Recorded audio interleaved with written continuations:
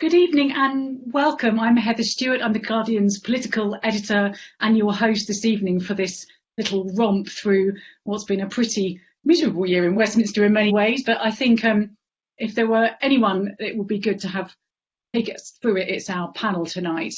So welcome, and I hope we're going to have lots of fun. Let me introduce our panel. John Crace is the Guardian's fabulous Westminster sketch writer. Not that he's been in Westminster very often like me lately. Hi, John. And Marina Hyde is our political columnist, and again tries to bring a bit of joy to the grim world of politics. Can I start off, you guys, by taking you right back? It's quite hard to think yourself into a pre-COVID world, isn't it? But can I take you right back to January? Boris Johnson had won his thumping majority. He was going to get Brexit done, and he did actually get Brexit done, sort of, at the end of January, didn't he, John? We did actually leave the EU. I think that was about the last time Boris Johnson promised to do something and actually sort of did it. Yeah, I mean, at the beginning of the year, I thought we were in for a really kind of slack period of time in which, after the January the 31st, rather muted celebrations. If you remember, the highlight of January, I think, was a sort of a fundraiser, Bunger Bob for a Big Ben Bong or something like that, just to get the sort of because a whole lot of people felt that it wasn't going to be a proper Brexit unless Big Ben rang out, and it all went pear-shaped thereafter. I mean, not even the celebrations that Boris went through seemed completely muted. There was a light show that took place behind number 10 that he couldn't really see. And as far as I remember, he just put out a 3-minute Facebook message to the nation saying that everything was going to be fine, and could we please leave him alone as he had a party to go to. But Marina, I seem to remember, celebrate with a bunch of friends, didn't he, behind closed doors of number 10 with, I think, a very expensive...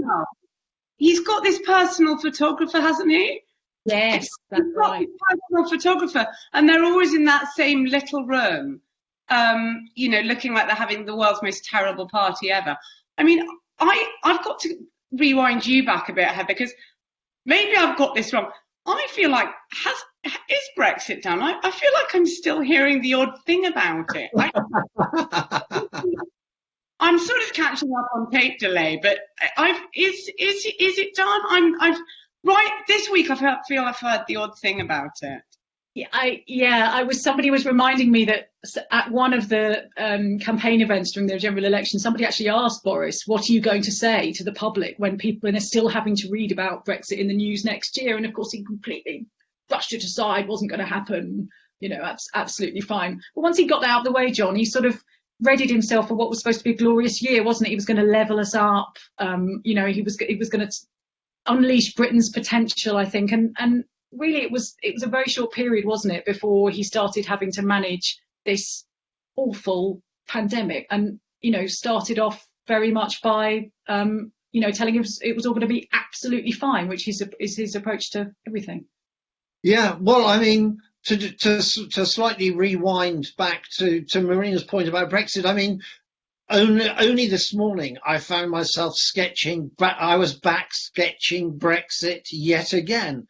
And we had the extraordinary experience of Penny Mordaunt getting very angry with the Labour benches for undermining the deal by supporting it, which was a kind of extraordinary kind of double think, which she didn't know where to go. But also, I mean, but back in February, we had, Boris seemed to celebrate the way the opening wave of the coronavirus by going on holiday for 10 days. And I can remember writing as satire that he was trying to keep things, open for Carrie's baby shower so that all her chums could come down to Chequers for the weekend. And it turned out that that's exactly what had happened. There was quite a lot going on in the Prime Minister's life at that point. Marina, wasn't there? Really? Personal life, which of course much of it is a closed book to us, but aspects of it. There was a complex divorce. I think there was a failure to keep some of his family up to speed with development, the gestation of another sibling, also a summer marriage, a summer wedding. And I think that there was quite a lot of that, wasn't there? That it really meant that what he had to do was write his book about Shakespeare, deal with the endless bin fire of the personal life, and he missed 5 Cobra meetings, whatever. It happens, doesn't it? Doesn't it happen? Did it happen in other countries? It's so hard to say. We all have these moments, don't we, when we're not entirely focused. And John, the particular, at some point we swung into going to those awful Downing Street press briefing, initially going to them in person and then going to them eventually from our spare rooms. But the one that really sticks in my memory is the one where he was sort of telling us all that he'd been visiting a hospital and he was still shaking everybody's hands. I know, that was sort of quite extraordinary that was the first time we got to see Chris Whitty and Patrick Vallance as well, who were sort of 2 of the breakout stars, really. They sort of landed themselves in disgrace near the end because they sort of realised they'd been taken for fools by Boris. But Boris had given this huge. I mean, the thing about Boris is that he just hates breaking bad news to anyone. So. And this was quite bad news, wasn't it, John? Yeah, there were a lot of people dying, and he was sort of more worried about keeping the Cheltenham races open rather than going into lockdown. And and there was, as Heather was saying, there was this extraordinary moment when, right at the end of quite a gloomy press conference, he said, "Oh, but look, cheer up. I've been to a hospital, met some COVID patients and touched them by the hand and shook them by the hands." And you kind of thought, oh, well, at least we know where the super spreader is now. Marina, the man who found himself at the forefront of quite a lot of this through the year was poor old Matt Hancock, wasn't it? Who, took that job as a consolation prize, for throwing his weight behind Boris eventually when his own leadership campaign went off the rails. And he's found himself absolutely at the kind of eye of this awful storm, hasn't he? Yeah, I can't remember how many times I've seen him cry. He's cried quite a bit this week. He's also got that line in, we must nurture the candle as we head towards the door. No matter how many people had died or how, the care homes were, he'd bring out things like, I have a green badge for carers. They just want PPE, Matt. Give them PPE. That's all they want. And every day he would be saying, green badge. Or he was so sort of relentlessly positive, but it became harder and harder. And I think the voice became sort of reedier and reedier. And it was more and more difficult to see. Really, they should have split that job. If they actually cared about ministers doing their job properly at all and about actually delivering anything they should, why did they not divide that up into about 3 or 4 jobs, that job? But I think they just thought, this guy who we obviously don't like and have quite open contempt for will do it. And they just continued to send him out there. And he had to go on every I'm told that they, I think we're not allowed to swear, are we? But it is a direct quote from someone within Downing Street who said, yeah, there's not a lot of love for Matt Handjob in here. Quite early on. But also Matt's team was, one of the reasons for not dividing him up was because of that Matt's sort of juniors were all fairly hopeless anyway. And I must say that I kind of feel that I've been on a journey with Matt this year, because to start with, I did feel quite sorry for him. I agree. Really. I did too. Not least because he got coronavirus at exactly the same time as the Prime Minister, and we were getting sort of daily, if not hourly, updates on Boris Johnson's health and what he was doing and how he was sitting up. And nobody seemed to give a damn whether sort of Matt Hancock was alive or dead, really. And it just seemed like he'd already been airbrushed out of history. And when he did sort of reappear, there was no sort of great resurrection moment like there was when Boris came out of intensive care. There was just this sort of thing, oh, there's Matt, he's back, good.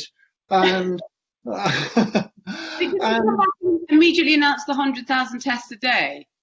yeah, and I almost liked him for that because it was almost because for the first time it felt like there was a minister who was taking the whole thing seriously. Whereas before it had just been dominant. I mean, don't forget that while Boris had been in hospital, Dominic Raab had effectively been in charge of the country, which was a terrifying thought to most of us. And I can remember there was sort of one Downing Street press conference that he took, and he was asked who's running the country, and he sort of said sheepishly, well, I am, but I'm in touch with the Prime Minister. And then he was asked, when was the last time you actually saw or spoke to the Prime Minister? He said, oh, a couple of days ago, but I'm told he's up in bed running things. And within an hour and a half, we were told that Boris was in intensive care. So Dominic Raab was completely out of the loop as well. It was pretty terrifying, that period, Marina, wasn't it? It was sort of scary to write about as a, just as a journalist covering it, as a reporter. It was difficult, but it must have been quite difficult in some of those moments to find the humour. Do you give up on finding the humour on those stories? There are elements of humour. I felt it was extraordinary. It was so sort of on the nose, It was too written that this man who had stood up there and said, oh, I shake hands with everybody, and clearly didn't really decreed all these regulations that they clearly weren't keeping in Downing Street, partly because of the nature of the property. It's such a tiny little sort of rabbit warren of things. I mean, it was a bit like when Trump got it, that you just thought, oh my God, I mean, it's too on the nose, it's too written. If it was in a movie, you'd think, well, you can't just make it that, it's got to be a bit more complicated than that. But it didn't appear to be. And so just thought, I can't actually live in a cautionary tale, this sledgehammer. I mean, really. No, I remember writing the story that Boris Johnson and Matt Hancock and Chris Whitty had all tested positive for COVID, which I think was all on the same day. And you did, yeah, exactly. You sort of felt this has gone beyond anything that I could. Then there was a certain someone, wasn't there, spotted running in his tracksuit at high speed. Yes. An image that later come to mean so much more to us. We have to come on to that, don't we, I think, because I spent like 30 minutes on him, but yeah. We have to come on. You see, I've delayed it, but this is the guy this is Dominic Cummings, who started the year blogging about how he was going to appoint weirdos and misfits. The skunk work. When was that? That was in January, wasn't it, Heather? Wasn't it the advert? I think it was later than that. I think that was later, but I mean, I don't know what happened to the poor old skunks now, but he was going to overhaul government with his brilliant charms. But John, remind us what was happening that day. He was running out to go and see his wife who had tested positive, and then this kind of extraordinary series of events. Yeah, I mean, the self-proclaimed super forecaster seemed to have missed almost every big event happening in his own life. Yeah. I mean, as Marina says, you couldn't. I mean, as a sort of satirist or a sketch writer, you can't make this stuff up. I mean, so often this year, it's felt like I've just been a transcription service. Yeah, you feel like a stenographer, just writing it down. Yeah, because I can't make it any more absurd than it really is. Because I mean, to start with, we had him running out of Downing Street with his sort of tracky bottoms round his bum as per usual, and then promptly goes back into Downing Street to spread the virus straight back into Downing Street thereafter, and then decides, even though it's sort of government policy was to stay at home and self-isolate, to go on this sort of 260-mile journey to up to Durham to his father's house. I mean, for property on his father's estate. Oh yeah, which we now know that he apparently owns, though, and there is a backlog of council tax, I believe, um, which has remained unpaid. Why couldn't they do their own childcare? They've only got one. It's very confusing, isn't it? That sense that if you have, that was the thing, that when he actually went and explained this whole story, when it all came out, with the Guardian and the Mirror did the story together, and he was called in to Downing Street to sort of explain the story and this business of the drive and all of that. Apparently he explained it to like Michael Gove and Boris Johnson. I think that people who've just like done zero childcare really in their lives. So it sounds like a thing those are the only two people in this country that it sounds like a thing you might do. Like, oh my God, I was really worried I was going to have to do some childcare while ill of one child with two people. And so I therefore had to drive like hundreds of miles. Only these people did that sound like a normal thing to say. And they were like, all right, yeah, okay, well, yeah, what else could you have done? I agree. I mean, I listened to this couple that when it all came out that week, there was a couple and they worked in an ICU and they had 3 really young children and they both got it really badly. And like all of us, you know, when you get ill, sadly, you have to look after the children that you had. I mean, there's no rules, you know? This is what happens. It's the first time it happens to you when you've got children. You're like, oh my God, this is horrendous. I can't actually believe I do have to do this. But you do, okay? That is what you sign up for. What were they doing? I remember texting someone in number 10 on that day of that mad press conference and saying, has Dom never heard of CBeebies? I mean, I just couldn't understand it. But John, that press conference was something else, wasn't it? It was a kind of hot, sunny day. He sort of put his trestle table out in the Downing Street garden, and he seemed to have sort of put a vaguely clean shirt on, which showed that he really meant business. It was quite surreal, wasn't it? It was, and I mean, don't forget that, I mean, he turned up half an hour late for his own press conference, and I was fairly sure that there was a big row going on because he wanted to appear in his hoodie, and somebody was saying, no, you're in front of the world's press, you've got to put on a shirt. So he said, well, I don't put on a shirt then, but I won't tuck it in. And he went through this sort of elaborate, I mean, clearly charade, I mean, of just sort of breathtaking stuff. I mean, almost every other sentence that he uttered was a good reason for him to be sacked. And I mean, you know, I mean, we started off with the fact that, you know, the drive up to Barnard Castle, apparently, you know, the car was completely full of petrol and needed no stops at motorway services. The young son apparently is totally iron-bladdered and didn't need to stop for a wee anywhere, which would be a kind of, I mean, if it had been my family at that age, when my kids were that age, we'd have stopped about 3 or 4 times, I think, as well as had a few rows along the way. And then we had all sorts of extraordinary other details. I mean, not least a kind of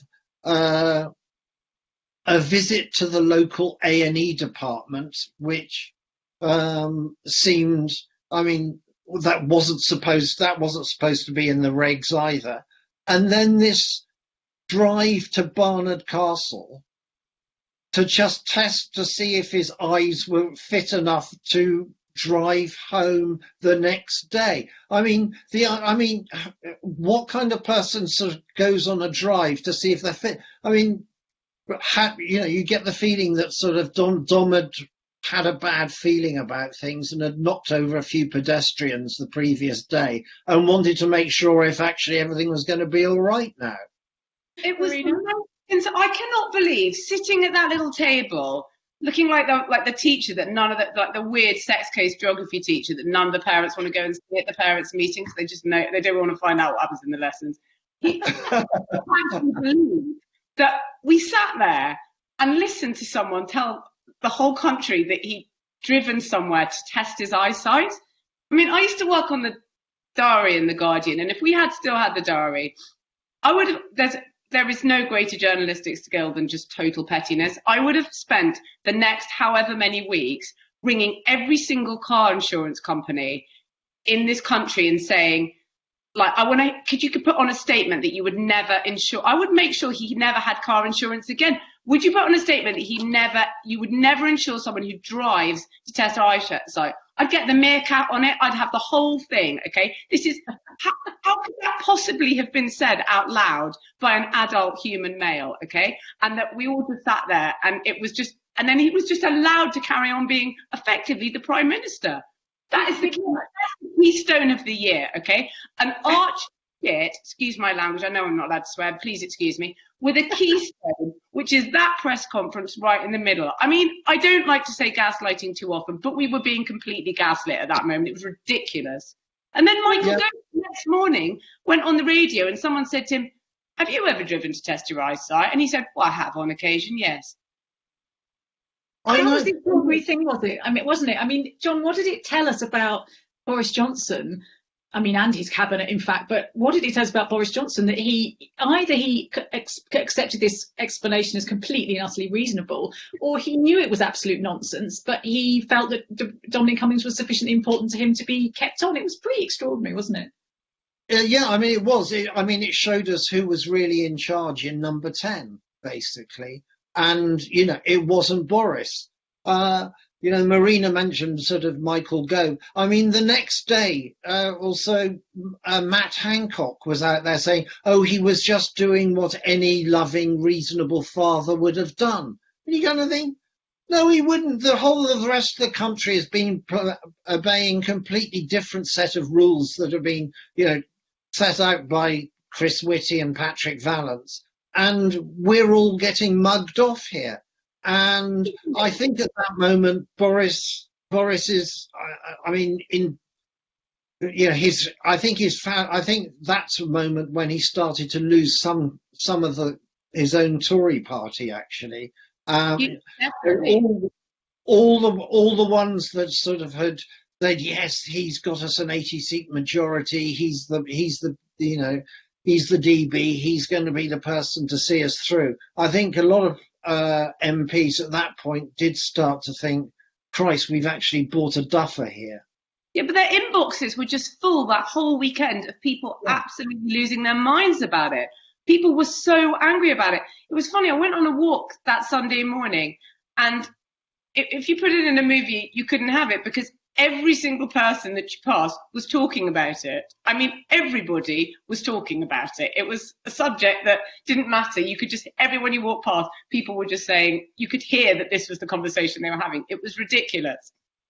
It has become, it was the sort of collective cultural moment of 2020, wasn't it? I mean, those polling of those scandals and the things that really cut through, it's about a million miles ahead of everything, even miles ahead of MPs' expenses, anything like that, because it's a sort of weird social experiment where everyone in the whole country had to live under these rules.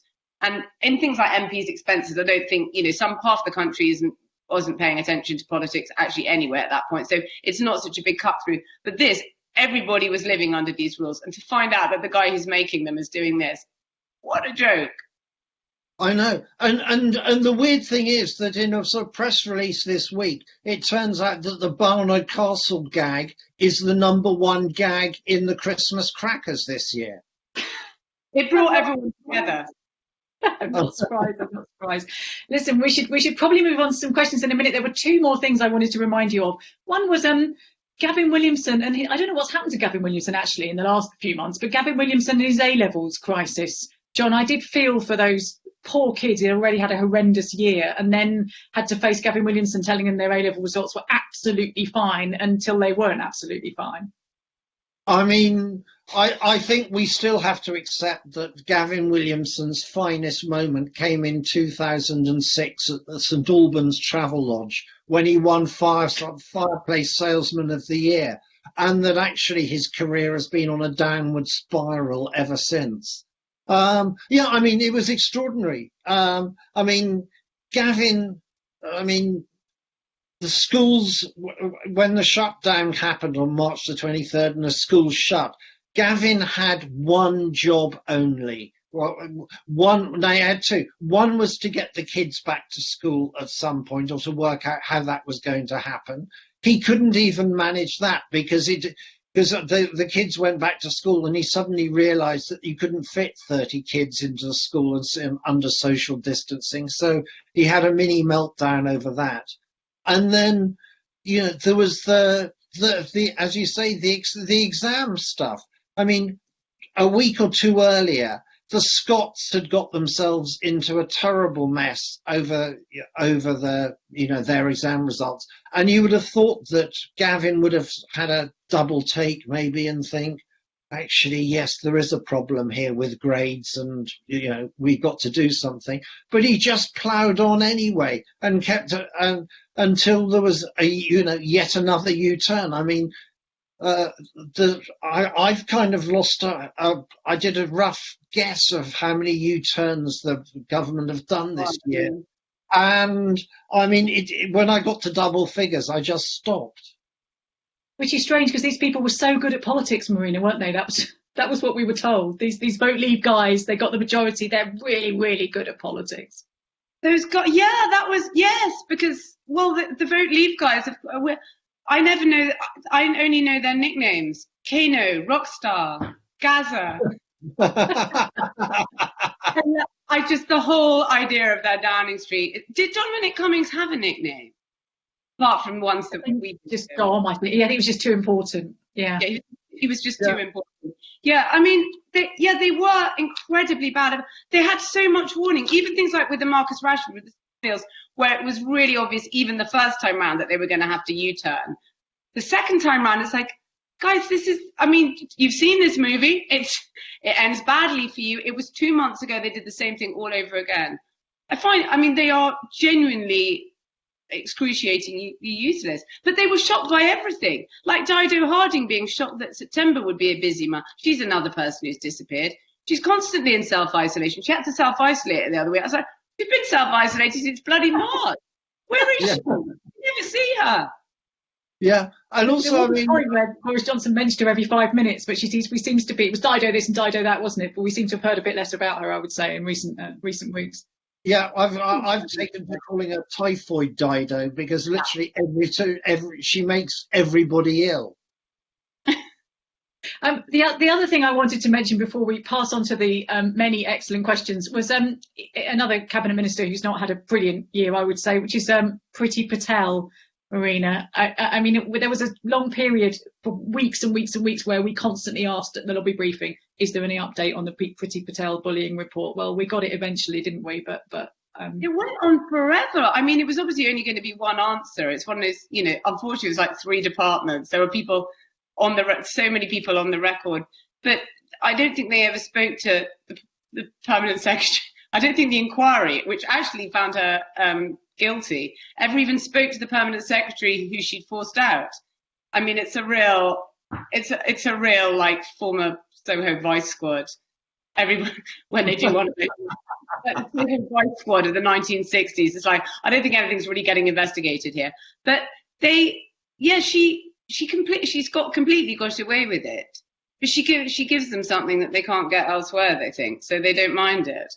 But then the next day to come out and to have signed the new ministerial code and say, there's no bullying will be tolerated. There was about 4 things in one paragraph that she broke.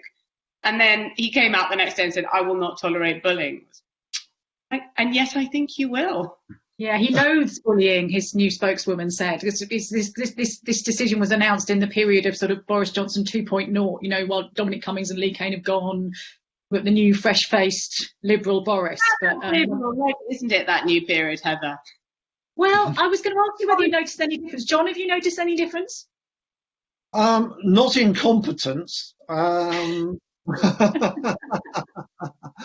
mean, maybe some of the sort of macho rhetoric has been toned down as slightly, but there is a. I mean, there is a.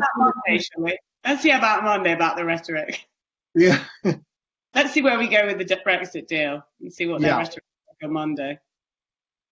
Yeah, exactly. Right, listen, we're halfway through already, and I feel probably that we're likely to come back to Dominic Cummings. I feel that the lure of Dominic Cummings is going to be too great for us to avoid. But let's have a look at some of these questions. Oh, here's an interesting. So there were lots of questions about how you both go about writing and you know, how you relate to politicians and so on. I like this one. It's from Phil Cooper.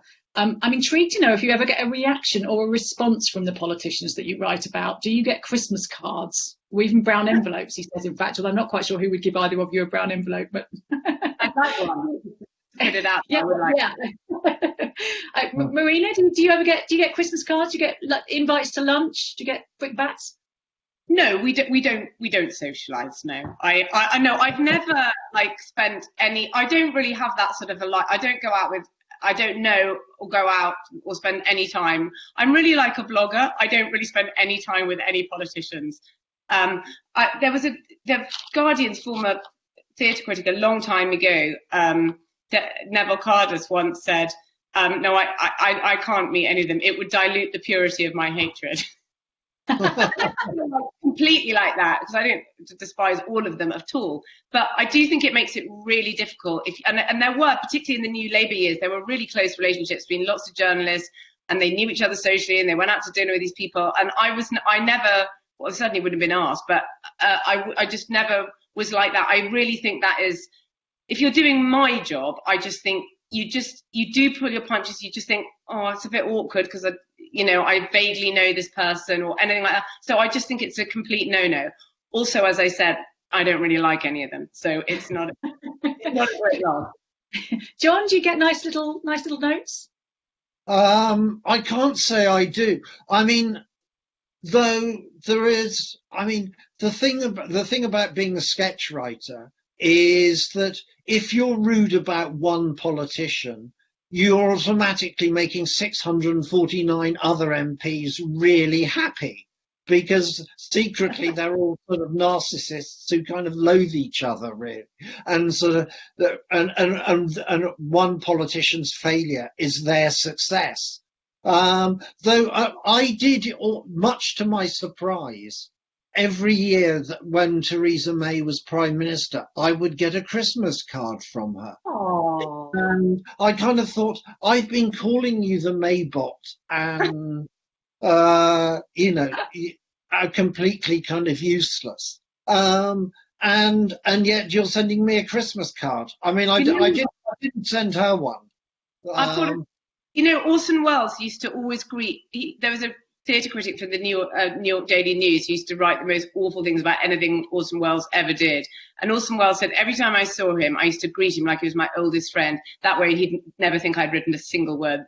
I'd never read a single word that he'd written. Yeah, I mean,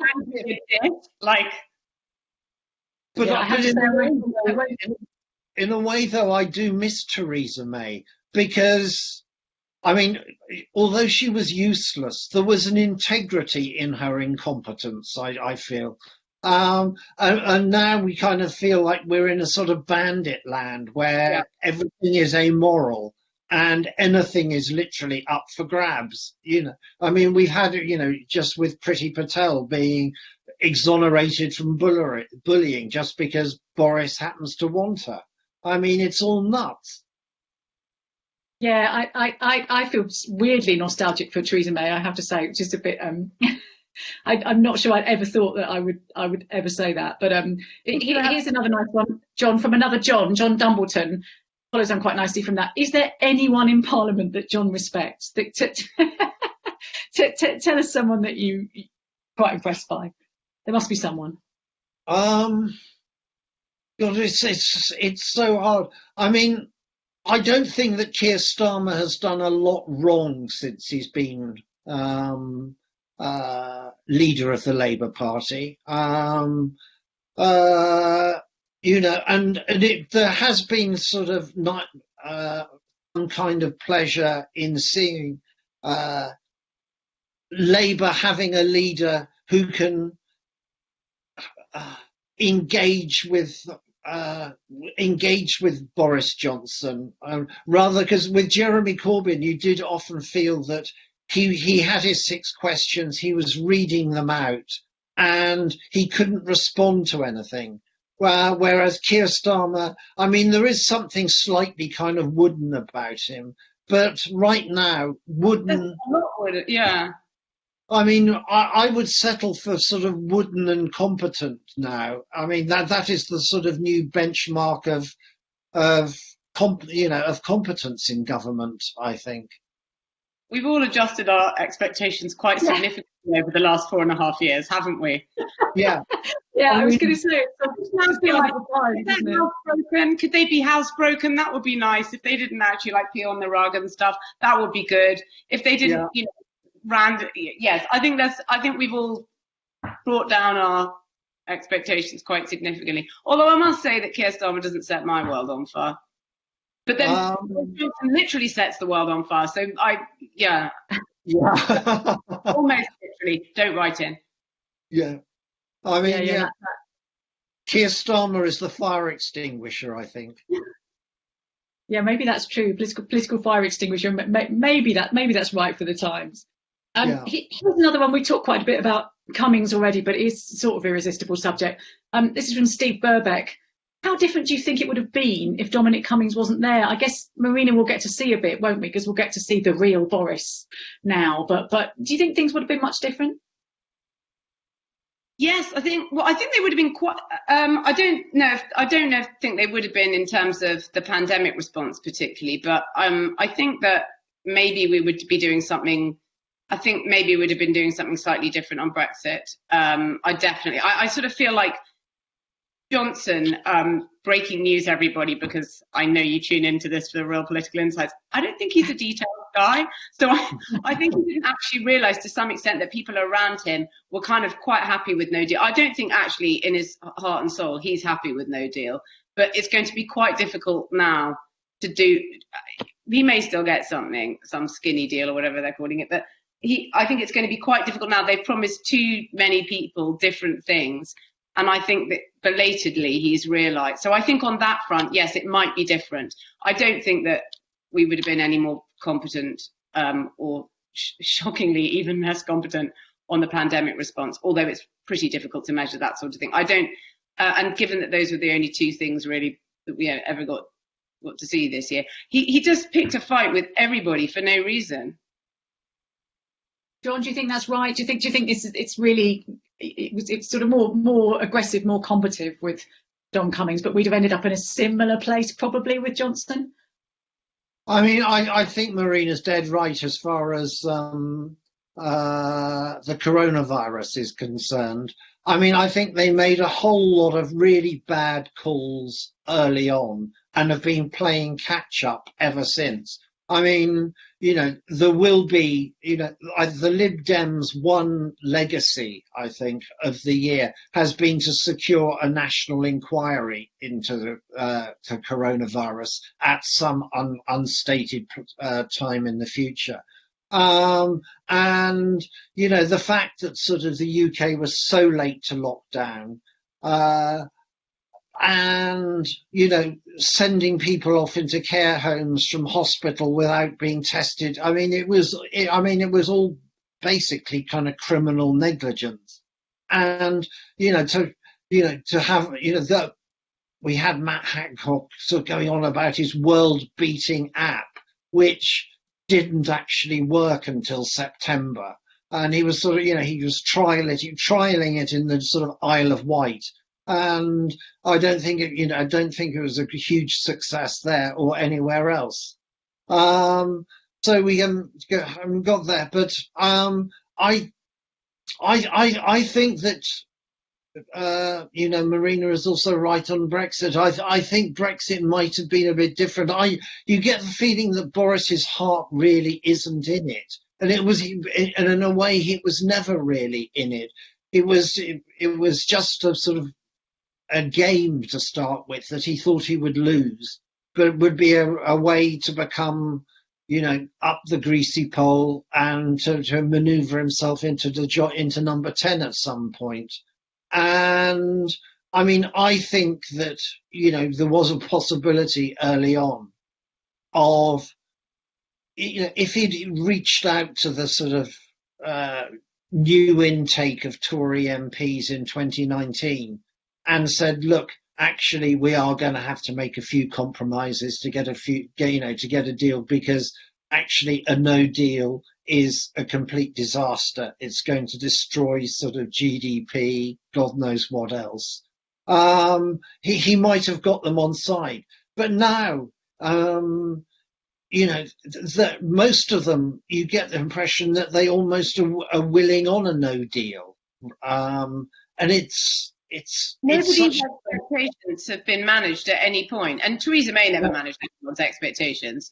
She allowed half her cabinet to think they were getting different things out of it at any point, but nobody ever understood really what was going to happen, or just chose not to. Yeah, and then we did various stories during the Boris Johnson's leadership campaign about different, if you sort of spoke to different MPs about the things they felt they'd been promised, quite quickly you tried to match them up against each other, and you'd find they were completely contradictory and couldn't be true at the same time. But I think you have to look at the way he lived the personal life and just think he's told a load of different stories to a load of different people. I'm just going to say stories to a load of different people. Yeah, lying comes as second nature to him, basically. I think it's first nature. First nature. First nature. I think he has to override, tell the truth in a way that actually he's not very, he's a man of appetites. So there were lots of versions of the question of kind of how on earth you try and find some sort of humour. There were lots of viewers, listeners, readers who said thanks so much for helping us through the difficult times and the lockdown, both of you. But there's lots of questions about what it's been like to try and find humour or to try and sort of sketch things in times like these. There's one from Sharon Lander, John, addressed particularly to you. She says, partway through the year, your pieces seemed to change. 2/3 would be a serious description of what had occurred because you couldn't make it up, and only the last third or so would be satire. Was that a conscious change? Was that trying to sort of deal with the situation? I think it was probably a mixture of my own sort of psychiatric breakdown at the same time as the rest of the country's, really. And I mean, as a sketch writer is always their prime purpose is to try and entertain.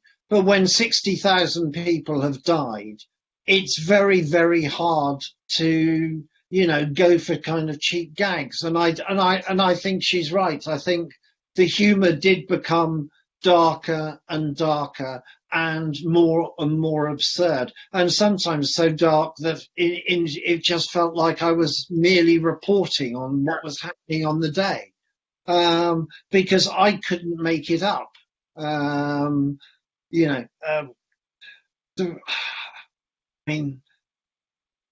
was one particular moment. To go back to Dominic Cummings again. I mean, it was the Sunday that after Dominic Cummings had been fired, Grant Shapps was invited onto the Mar programme, and it was clear that he felt that he'd been brought there under false pretences, because all he wanted to talk about was the duelling of the A66 and how important that was going to be as part of levelling up. And Andrew Mortimer kept saying, "But what about Dominic Cummings?" And he was saying, But we're duelling the A66, and I mean, how do you sketch that? I mean, other than just to report it. You do it brilliantly, John, is the answer. Every day it's making me laugh. I always think that the hardest thing to get is the tone, and I remember when it all started, the pandemic, and I'm thinking, God, this is really difficult, because you've got to. It's much higher. It's not the same as telling stupid jokes about politicians, so I always think that if you've got the tone right, you can, and I mean, not letting you enter any trade secrecy, you can say almost any old thing, and not actually have much substance of anything to say. But if the tone's right, people will like it. But if it goes wrong, it was much more of a high wire act, and I remember really thinking, God, I've really got to try and get this right but once I found that voice, maybe more that, to me at least, it may not be to everyone's taste, in fact I'm sure I know it isn't, that's fine, but to me, once I found the voice that suited it, then you can, to some extent, continue reproducing it because you found the right tone that, at least in your head, sounds okay, given, you know, the mood music of just huge amounts of death and all this sort of thing. But I do think you can have some quite sort of black laughs at times like that. And in fact, for me, that's just a way of getting through it. In my whole life, I always feel that the worst times you need to be laughing about it, and often making really inappropriate jokes about it. That's just.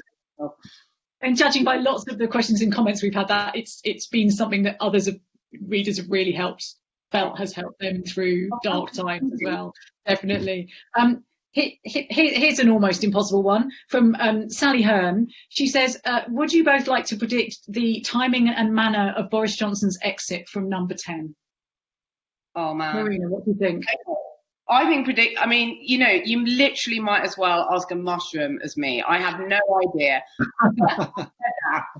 I've got some views. I reckon they'll free him with whatever happens with the Brexit and whatever happens. I think the winter's going to get very bad with COVID, very bad. And then, you know, wouldn't you just want to like get rid in in May, or, you know, just something nice, new and young for summer. So just a quick move over from number 11. Isn't that what you'd want? Someone you see, Sunak, he takes their calls, all those Red Wall MPs. He gets back to them. He helps them with their campaign literature. Wouldn't you just? But by the way, because I've said this, he will still be the Prime Minister in 2028. So get used to enjoying him, because I've said this. So that's what do you think? That's when I'd get rid. Once I put all the bad stuff on him, I'd get rid then. And John, also, does that sound like you? I mean, yeah, I'm with Marina. I mean, my guess, my political acumen antennae have always been spectacularly off. I got the 2015 general election wrong. I got the referendum wrong. I got the 2016 referendum wrong, election wrong, and I got the size of the majority of the 2019 election completely wrong as well. I mean, I think we have to think also about poor Boris's finances, because we know that he is really struggling with his alimony payments on just 150 grand a year. And I mean, there must come a time when he thinks, you know what? I don't need all this stress. I don't need to go and be shouted at by Ursula von der Leyen. Perhaps it would be just easier for me to sort of take the sort of 800 grand advance for my my William Shakespeare book. And also, you know, the Telegraph columns for 350 grand. Back to that. I think he's going to be destroyed by it, because actually I do think he's going to be psychiatrically destroyed by having to not be, because he will go as a failure, because they all do, and he particularly will. And I think that, you know, how can you go back to writing, you know, my tongue firmly in cheek political columns in the Daily Telegraph? It's like, yeah, you had a go on the country, okay? We saw how you did. But you don't get to offer advice to the next person. I mean, God, I mean, at least they're not you. No, I think it's going to be really difficult. And who's going to want to buy a Shakespeare book? I don't think he's got. I actually think it's going to be a long and painful twilight. Well, I mean, I certainly hope you're right. I just have this feeling that Boris has this sort of psychological carapace that he's built around him since he was a child, where, you know, he is this sort of world king, and he has no real sense of how he is perceived. You know, I think when he goes into a room full of sort of EU leaders, he feels like he's the most important person in the room, and they're looking at him and they're thinking he's an idiot. So I don't think that he's necessarily got the self-awareness to recognise his own failure. Marina, what do you make of?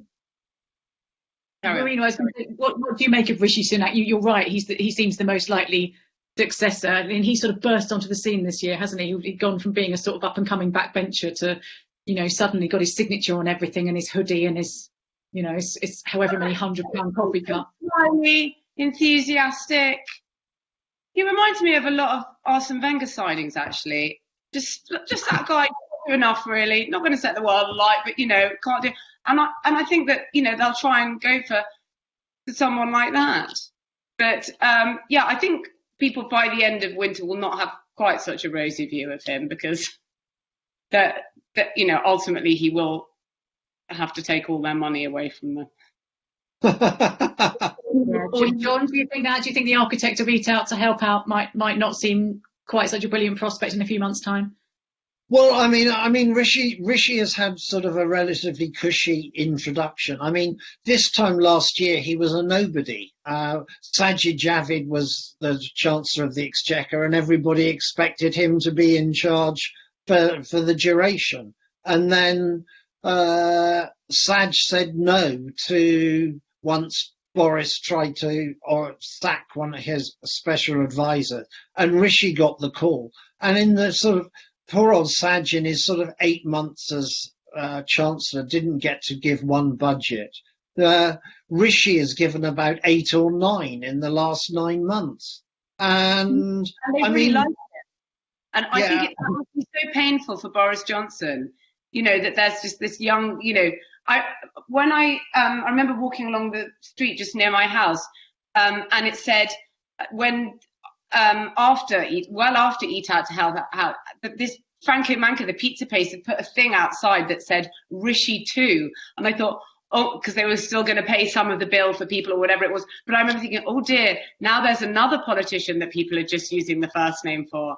It reminds me a lot of that bit in Showgirls, where like Gina Gershon, who's just, dancing in the topless bar for how many nights, but she's opening in Vegas, and Elizabeth Berkley just wants the job and she pushes her down the stairs, and he has to say, there's always someone younger and hungrier coming down the stairs after you. And I just feel like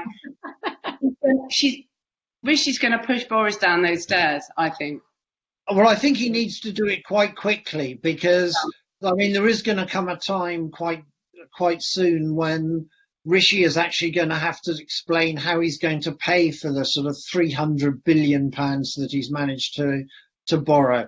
And, I mean, that is going to involve either a return to austerity with cuts to public services or tax increases, which all the Tory MPs will be up in arms about. So he might want to make sure there's a different Chancellor in place by the time when the proverbial hits the fan. Very good non-swearing there, John. Very good. Yeah, no, very good. Marina, this is one for you. It's from Lynn Parkin. She loves your columns. She said your columns are so pithy and hilarious. I wonder if you get lots of abuse from trolls, and if so, how do you deal with it? You must be very brave. Oh, do you know, I don't care anything that people say about me on the internet. I've never blocked or muted anyone on Twitter. I like to see it all. I don't care. I don't care what anyone says on the internet. I mean, do you read it? You really read it? You don't want to read it. So I don't get to read everything because there's quite a lot. So, but if I read it, I don't care about it. But keep sending it in if it helps. With your it makes you feel better.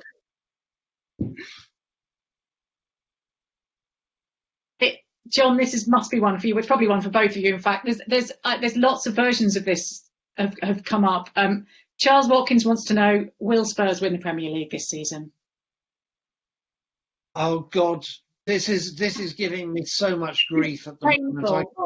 It's really painful because I'm so used to Spurs being the sort of underachievers that it's become part of my identity.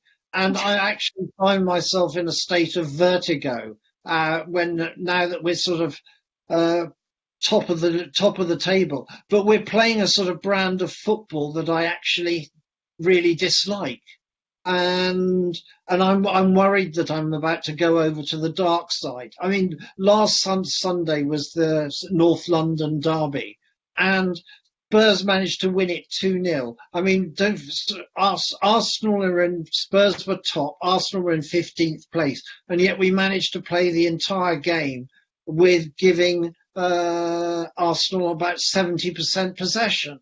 And you got to think, this is just not the football I want to watch. And yet I can feel myself tempted by the sort of glimpse of glory that, maybe this is the way forward. But I don't know. I don't know. I feel so conflicted, and I really hope I don't go over to the dark side. Marina? Mourinho once went to a Champions League. He went through to a Champions League final after a game where he only had 19% of possession.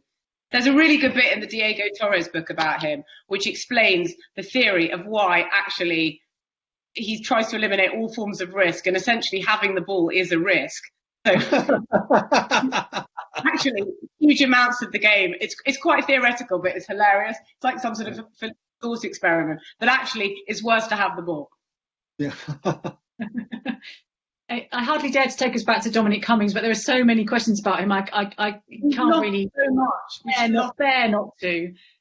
Graham Robertson wants to know, what career advice would you give Dominic Cummings? We haven't really tackled the question of what he's going to do with himself next, and I don't think he's even graced us with a blog since he disappeared. Marina, what career advice would you give him? Go to Silicon Valley, see how you get on there. I mean, come on. He's a dysmorphic humanities graduate, okay?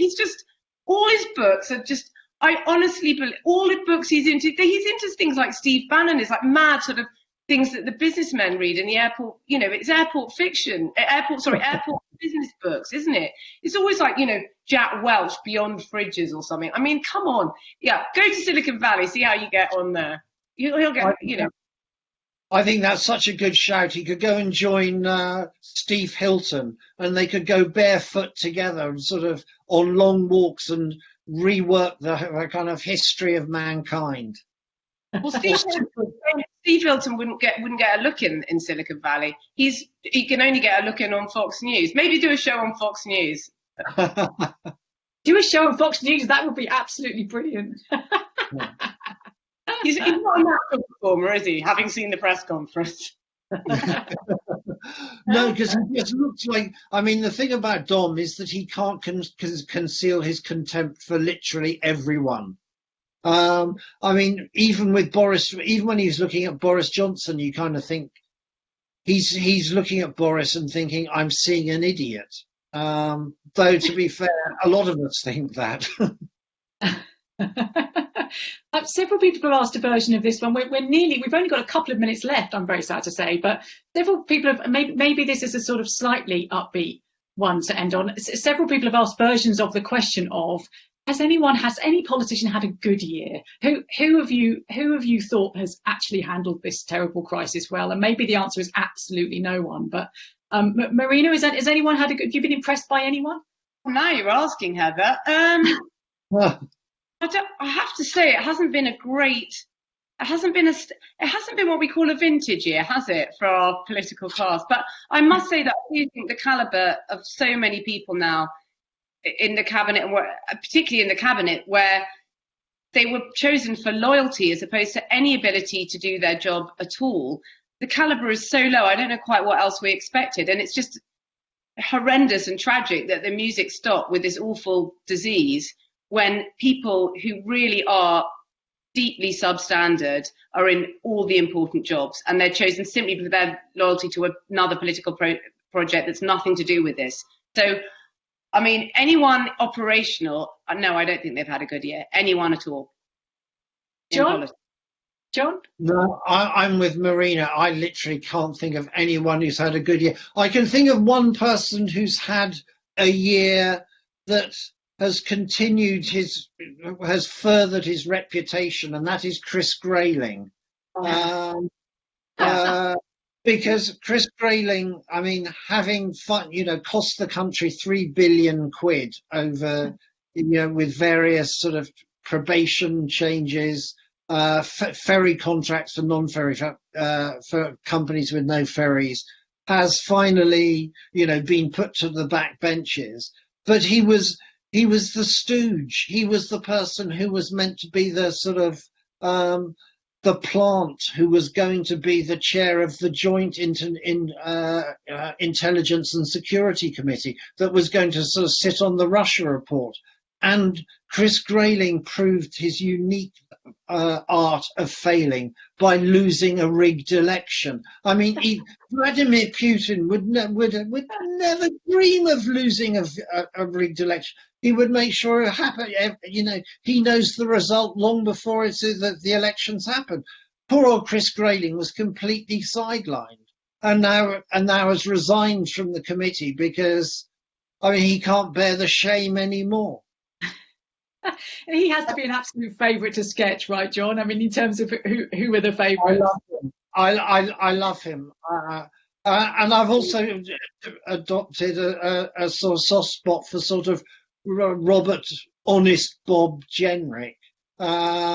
Simply because of the fact that the man who can give Richard Desmond, the pornographer, a 50 million sort of payoff and only get 13 grand in for the Tory party as a result. I mean, that has to be sort of the most sort of low rate sort of pork barrel politics that you can get to. Listen, on that note, I feel we could probably carry on. We could definitely do at least another 20 minutes on Dominic Cummings and Barnard Castle. But look, it is past 8 o'clock, so I think we should probably draw this to a close. But I've enjoyed it so much, and it's reminded me that the year hasn't been entirely a complete drag, although it was largely a complete drag. Thank you so much, Marina, Hyde and John Crace, and thank you everyone for joining us. We hope you enjoyed it, and thank you so much for coming along to our spare rooms. I really hope you've enjoyed the evening. Thanks so much to John and Marina, and thanks to everyone. Bye. Thank you. Bye. Bye.